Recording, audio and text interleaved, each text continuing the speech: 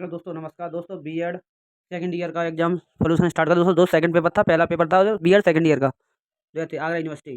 दोस्तों आपका पहला क्वेश्चन, आप आंसर की मैच कीजिए।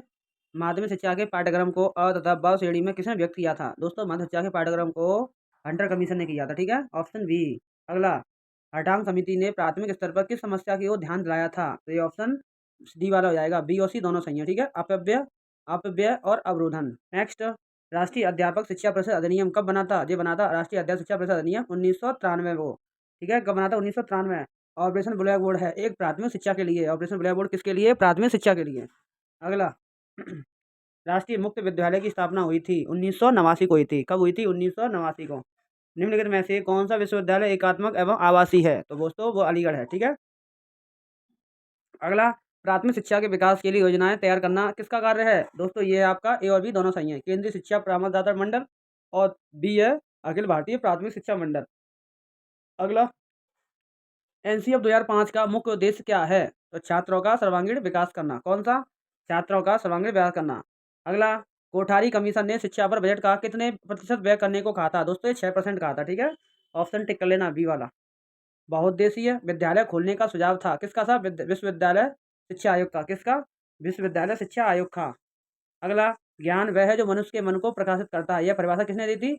ये प्रोफेसर रसेल ने दी थी। किसने दी थी? Professor Russell. श्रीमद् भागवत गीता के 18वें अध्याय में ज्ञान को कितने भागों में बांटा गया है? वो आपको 3 भागों में बांटा गया है। श्रीमद् भागवत गीता के 18वें अध्याय में ज्ञान को कितने भागों में बांटा गया? तीन भागों में बांटा गया। किसने कहा कि जिसके पास सच्चा ज्ञान है वह सद्गुणी होने के सिवाय और कुछ भी नहीं हो सकता? ये सुकरात का, ठीक है। ज्ञान के स्रोत हैं इंद्रिय अनुभव, तर्क बुद्धि, अंतःप्रज्ञा, सभी हैं। उपरोक्त सभी हो जाएगा डी आंसर।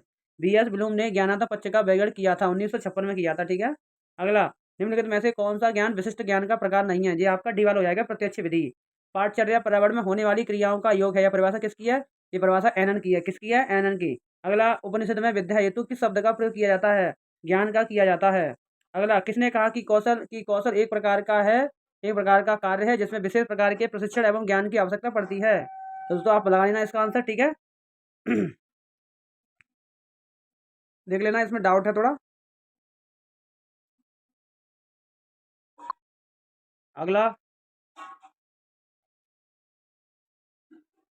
20वां, निगमन विधि के अंतर्गत ज्ञान प्रदान किया जाता है सामान्य से विशिष्ट की ओर। अगला, ज्ञान से संबंधित संवेद विवेकपूर्ण सिद्धांत दिया है, अरस्तु ने दिया था, ठीक है।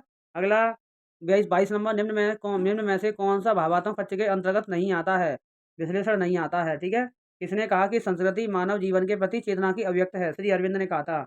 पाठचर्या का अर्थ है दौड़ का मैदान, ठीक है। किसने कहा कि शिक्षक इतिहास का निर्माता है, वह मार्गदर्शन करने वाला प्रकाश है, राष्ट्र का निर्माता है तथा मनुष्यत्व के भविष्यत्व का अभिभावक है? किसने कहा था? जॉन एडम्स ने। किसने कहा था?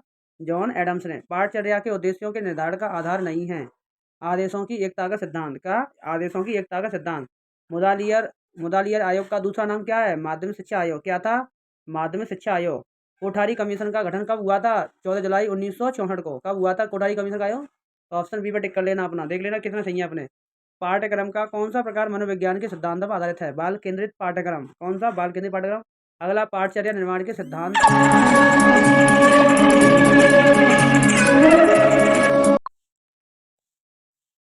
तो पाठचर्या निर्माण के सिद्धांत के कौन है? उपयुक्त सभी सभी हैं। पाठचर्या निर्माण के सिद्धांत कौन सा है? एकता सिद्धांत है, व्यक्तिगत भिन्नता सिद्धांत है, आवश्यकता सिद्धांत, सभी हैं, ठीक है। पाठचर्या परिकल्पना के स्रोत कौन कौन से? समाज है, विज्ञान है, स्वास्थ्य एवं देवीय स्रोत है। उपरोक्त सभी सही हो जाएंगे। निम्नलिखित में से कौन सा पाठचर्या का आधार नहीं है? आर्थिक आधार सी हो जाएगा, ठीक है। संसाधन विकास मंत्रालय ने किस दिन एनसीईआरटी की कार्यकारिणी की बैठक को बुलाया था? 14 जुलाई 2004 को। कब? 14/2/4 को, ठीक है। अपना टिक कर लेना। आई के डेवी ने अपनी पुस्तक मैनेजिंग टीचिंग लर्निंग में वर्णन किया था शिक्षण अधिगम प्रबंधन। अगला, शिक्षा में सकारात्मक साधन नहीं है दंड। दंड का उद्देश्य होता है, सभी हैं, प्रतिकारात्मक, सुधारात्मक, अवरोधात्मक। उपरोक्त सभी। निम्नलिखित में से विद्यालय में सकारात्मक वातावरण के लिए आवश्यक है? क्या आवश्यक है? उपरोक्त सभी। रूसो के अनुसार शिक्षा के स्रोत कौन कौन से हैं? प्रकृति, मनुष्य और वस्तुएं। कौन सा कथन सही नहीं है? तो सीखना कोई आजीवन प्रक्रिया नहीं है। सीखना कोई आजीवन प्रक्रिया नहीं है। प्रकृतिवाद के अनुसार शिक्षक की भूमिका है पथ प्रदर्शक की, ठीक है। कोठारी आयोग के गठन का उद्देश्य क्या था? प्राथमिक शिक्षा में सुधार। क्या था? प्राथमिक शिक्षा में सुधार। आदर्शवादी शिक्षा का उद्देश्य नहीं है आध्यात्मिक चेतना। शिक्षा का त्रिध्रुवीय मॉडल किसने दिया था? जॉन ड्यूई ने। भारतीय शिक्षा आयोग 1882 के अध्यक्ष कौन थे? विलियम हंटर थे। कोठारी आयोग ने माध्यमिक स्तर को कितने भागों में विभाजित किया था? 3 आयोगों में। निम्नलिखित में से कौन सा एनसीईआरटी का कार्य नहीं है? लोकतांत्रिक नागरिकता का विकास। किसने कहा कि आधुनिकता प्रगति उन्नति की ओर संपन्नता तथा अनुकूलन की तात्पर्यता से संबंधित मन की आकांक्षाओं की एक अवस्था ही है? डैनियल लर्डन। निम्न में से कौन सी आधुनिकीकरण की विशेषता नहीं है? संस्कृति का स्थानांतरण। प्रौढ़ शिक्षा का आधार है निरौपचारिक शिक्षा का। विद्यालय का केंद्र बिंदु कौन सा होता है? लिपिक शिक्षक, प्रधानाचार्य, प्रबंधक शिक्षक होता है। निम्न में से कौन सा शिक्षा के व्यावसायीकरण का कारण नहीं है? शिक्षकों का पद प्रदर्शन करने के लिए। संगठन के परंपरागत सिद्धांत हैं। उपरोक्त सभी सही हो जाएंगे इसके। निम्नलिखित में से कौन सा प्रशासन का प्रकार नहीं है? निरंकुश प्रशासन। Option D. चौवन पाठ्यक्रम का महत्वपूर्ण कारक इसे प्राप्त करने में मदद करना। उद्देश्य। संगठनात्मक वातावरण के निर्धारक तत्व हैं। उपरोक्त सभी। किसने कहा कि संगठन एक सामाजिक समूह है जिसको समूह के कुछ निश्चित लक्ष्यों को प्राप्त करने के लिए सोच समझकर गठित किया जाता है? हेराल्ड डब्ल्यू बर्गमैन ने। संस्कृति की दृष्टि से शिक्षा के प्रमुख कार्य हैं। सभी।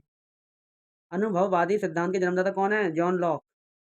ज्ञान मीमांसा का संबंध है मनोविज्ञान से। शिक्षा के स्तर हैं सभी हैं। स्मृति, अवबोध, चिंतन। न्याय दर्शन के अनुसार मूल तत्व कितने हैं? 2। हमारे देश में शिक्षा के उद्देश्यों को बल प्रदान करते हैं। व्यक्तिक एवं सामाजिक। किसने कहा पदार्थों के यथार्थ स्वरूप का ज्ञान ही दर्शन है? प्लेटो ने।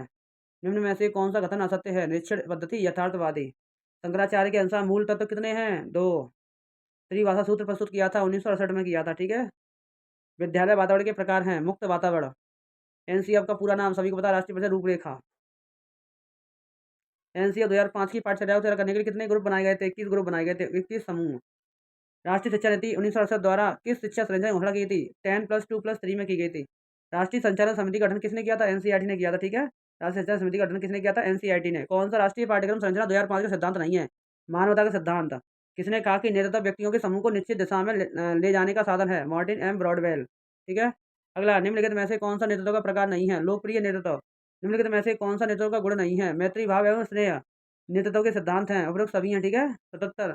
निम्न में से कौन सा नेतृत्व का मनोवैज्ञानिक गुण नहीं है? उत्तम स्वास्थ्य। निम्नलिखित में से किसने कुशल नेतृत्व के गुणों को 3 भागों में विभाजित किया है?